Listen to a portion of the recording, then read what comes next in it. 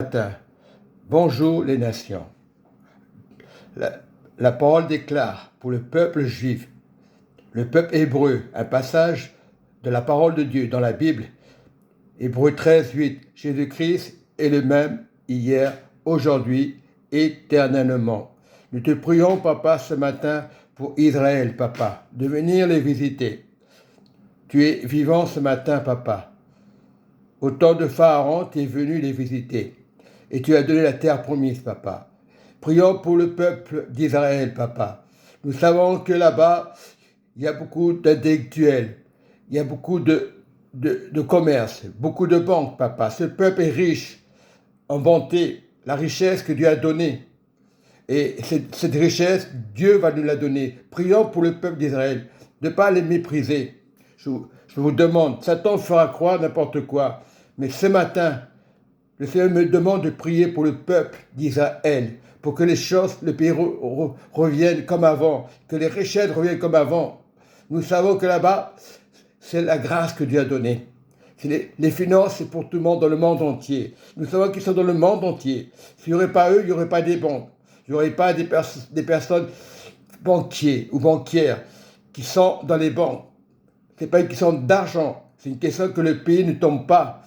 Et nous prions pour le peuple musulman, catholique, protestant, pentecôtiste, peu importe les religions, toutes sortes de religions chrétiennes autour du monde entier. Le Saint de Dieu, on dit le Saint-Esprit, tout simplement le Saint-Esprit pour toutes les religions. Mais Christ, à plus forte raison, est mort pour l'humanité, pour sauver le monde, tout simplement. À plus forte raison, nous devons être l'encre de Dieu, l'unité de l'Esprit pour tous les peuples en Christ, en Jésus-Christ.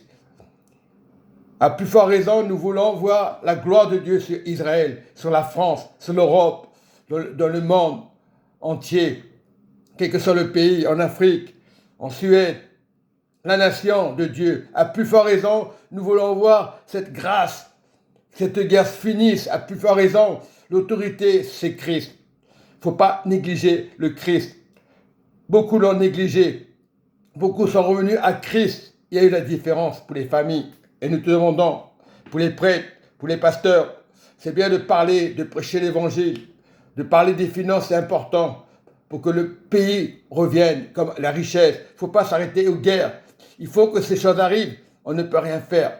Ça doit arriver. Voilà, dans Matthieu 24, on avait prophétisé, le Seigneur avait prophétisé, Jésus ne ment pas.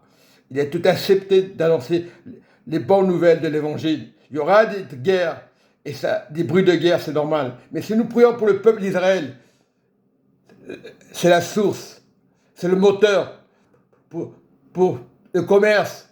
Nous ne prions pas pour intérêt, pour de l'argent, que les familles vivent, que les enfants vivent. Papa n'est pas à la guerre. Jetons les armes, les missiles, mettons-les de côté. Et c'est ce qu'il faut faire des efforts afin de ne plus toucher aux armes. Parce que la richesse est pour tout le monde. On est sur la terre, Dieu nous a intelligence.